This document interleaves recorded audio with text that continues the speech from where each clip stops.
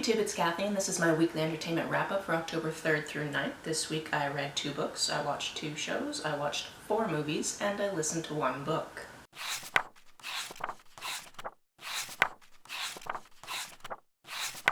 As I've gotten pretty used to saying recently, this is not my usual filming location. I actually went to a wedding last night in the Comox Valley, so I'm staying with my parents right now, and this is their basement. And this room is pretty much where I film when I happen to be visiting them. The first book on this list is Little Secrets. This one is a mystery thriller about this couple that lives in Seattle whose child has gone missing, and now it is over a year later and that child is still missing, and they're living with that grief of not knowing what happened to their small child who was taken just before Christmas time by somebody dressed as Santa Claus. Like most mystery thrillers, this has some twists and turns to it, and I always feel weird trying to figure out which ones I should tell you about ahead of time. Obviously the kidnapping happens within the prologue, so you know about that ahead of time. We're following the wife, and she goes to a grief group. She just has all these moments of just terrible grief and feeling like it's all her fault because she was watching him and then suddenly he wasn't there anymore. The kidnapping happened right at the Seattle public market, so she answered her phone and then suddenly her kid was gone. From there we see her going to these grief sessions, going to work, hanging out with her best friend every once in a while. But really it comes down to what's happening between her and her husband and some secrets that are uncovered. There's also a secondary character whose perspective we see every once in a while, but it's a little bit of a spoiler to tell you about that character now, so I'm just going to leave it at that. The other book I physically read this week was The Halloween Moon by Joseph Fink.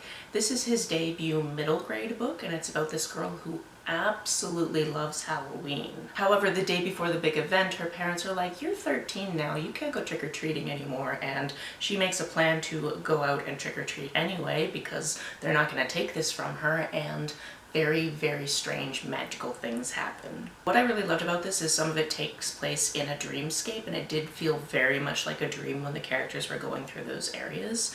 I think that Joseph Fink writes weirdness very, very well, which is something I already knew from the Welcome to Night Vale books and Alice Isn't Dead. I also love that our protagonist, like the author, is Jewish, so there was mentions of little things in there having to do with that experience, and I very much appreciated that. On to the shows I watched this week. I didn't know that the UK season of Drag Race had started up a couple of weeks ago, so I watched the first 3 episodes of that. It was nice to get to know some new queens, see some I've already met before, be really disappointed that some certain people are not on the show anymore, but overall the franchise continues to be entertaining. Also, since I am at my parents' house and there is cable, I clearly watch some Food Network, so I watched a bunch of episodes of Beat Bobby Flay, which is a fun premise. 2 established cooks come on and they go head-to-head over a certain ingredient. They make a dish featuring that ingredient, and then the person who wins that challenge gets to go up against Bobby Flay, making their own signature dish. They get a certain amount of time. There's a panel of 3 judges that don't know which dish was made by which person, and more often than not, Bobby wins, even though these people are making the thing that, like, they love to make the most. For whatever reason, the competition element just makes it extra entertaining to me. Because we're into spooky season, we watched the Cloverfield trilogy, so Cloverfield, 10 Cloverfield Lane, and the Cloverfield Paradox. I had never seen any of these movies before, and they were all really entertaining in their own ways. They all take place in the same world, but they have nothing to do with each other.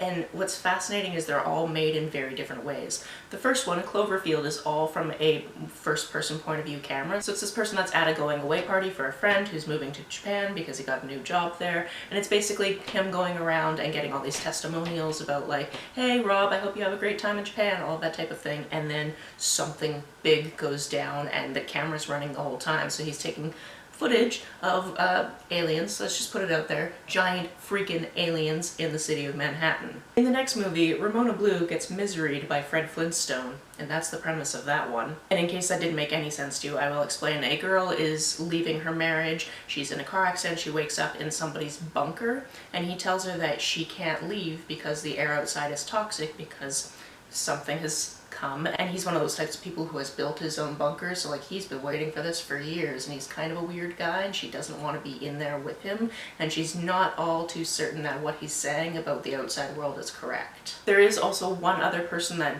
kind of begged his way into the bunker. He knew that it existed because he helped make it, and that is played by the guy that plays Jim on The Newsroom. Unfortunately, He was wearing a full beard and not just a mustache, because the last time I saw him with just a mustache, it was very distracting. It was very Ned Flanders. In the Cloverfield paradox, we're in space, because why not? Essentially, they've created this laser beam that is supposed to supply the world with power, because the world has a power crisis, and basically they need something that they can just turn on and leave. But it hasn't been working, and it hasn't been working, and of course when it does work, or at least sort of, it puts them into a completely different universe, and this universe is a little bit weird and strange, as you would guess, considering if you go to a slightly different parallel universe, there will be differences. What's interesting about this one is we also get the point of view of the partner of one of the people on the ship, and what's actually happening on Earth, which is the alien invasion, and the people on the ship don't even know about it. Definitely a fun trilogy of movies. You can watch them in any order you want, but we watched them in the order they came out. The other movie we watched this week was not spooky at all, but it was a hell of a lot of fun, and that was Free Guy.